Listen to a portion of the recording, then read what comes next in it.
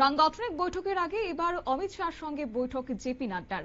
মূলত বিহার নির্বাচন মিটতেই সাংগঠনিক স্তরে রদবদলের একটা সম্ভাবনা লক্ষ্য করা যাচ্ছে এবং যার কারণে কেন্দ্রীয় স্বরাষ্ট্রমন্ত্রীর বাসভবনে বৈঠক হয়েছে আজ। কি রয়েছে জানবো বিস্তারিত, আমাদের সঙ্গে যুক্ত হয়েছে প্রতিনিধি শেখ মনিরুল। মনিরুল, কি জানতে পারছো? দেখো শতাব্দী, বিকেল 4:30 নাগাদ অমিত শাহর যে দিল্লির বাসভবন, সেই দিল্লির বাসভবনে যান বিজেপির সর্বভারতীয় সভাপতি জেপি নাড্ডা। তারপর থেকেই দীনদয়াল উপাধ্যায় মার্গে একটা জল্পনা তৈরি হয়েছে।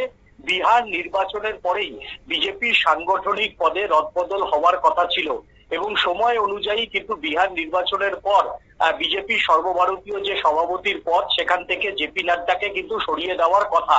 তবে সঙ্গে সঙ্গে এই বিষয়ে বিজেপির বিভিন্ন টানাপোড়েনের মাধ্যমে প্রায় 1 বছর ধরে কিন্তু শপথে বহাল রয়েছেন জেপি নাড্ডা। এবার বিহার নির্বাচন যদি মেটার পরে যদি সভাপতি পরিবর্তন না হয়, তাহলে অমিত শাহ এবং প্রধানমন্ত্রীকে নিশানা করে তাদের বিরোধীরা কিন্তু আরো বেশি সক্রিয় হবে।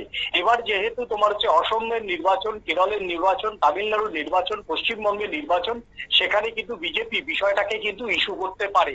তবে এত কিছুর মধ্যে যেহেতু বিহার নির্বাচনে জেপি নাড্ডা যেহেতু সর্বভারতীয় সভাপতি, তার নেতৃত্বে বিহারে বিজেপির ব্যাপকভাবে উত্থান হয়েছে, সেই জায়গাতে তাকে পরিবর্তন করা হবে কিনা তা নিয়েও কিন্তু বিজেপির বন্দরে চরম জল্পনা চলছে।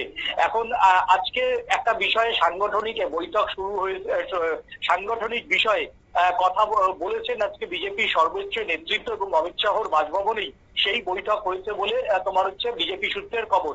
তবে এখন দেখার বিহার বিজেপির সরকার গঠন নিয়ে এই মুহূর্তে কেন্দ্রীয় স্বরাষ্ট্রমন্ত্রী অমিত শাহ, জেপি নাড্ডা একটু ব্যস্ত থাকবেন আগামী 20 তারিখ পর্যন্ত। 20 তারিখের পরে তোমার হচ্ছে সর্বভারতীয় সভাপতি এবং তোমার হচ্ছে সর্বভারতীয় ওজিএস এবং যারা জেনারেল সেক্রেটারি সর্বভারতীয় এবং বিভিন্ন মোর্চায় পরিবর্তন হয় কিনা এখন কিন্তু সেটাই দেখার। অন্যদিকে কিন্তু বেশ কিছু মোর্চাতেও পরিবর্তনের কথা কিন্তু আগেই জানিয়ে দিয়েছিল সংঘ ঘনিষ্ঠ বেশ কয়েকটি সৌম্য মনোভাবাপন্ন সংগঠন। কিন্তু বিহার নির্বাচনের কথা মাথায় রেখে সেই সমস্ত তোমার হচ্ছে শাখা সংগঠনগুলিতেও কিন্তু পরিবর্তন ঘটায়নি বিজেপি। এখন দেখার বিহার নির্বাচন বা বিহার সরকার গঠনের পর এই সমস্ত অঙ্গ সংগঠনগুলি বা বিজেপির সর্বভারতীয় সংগঠনে বড় কোনো রদবদল হয় কিনা এখন সেটাই দেখার। অবশ্যই তাই।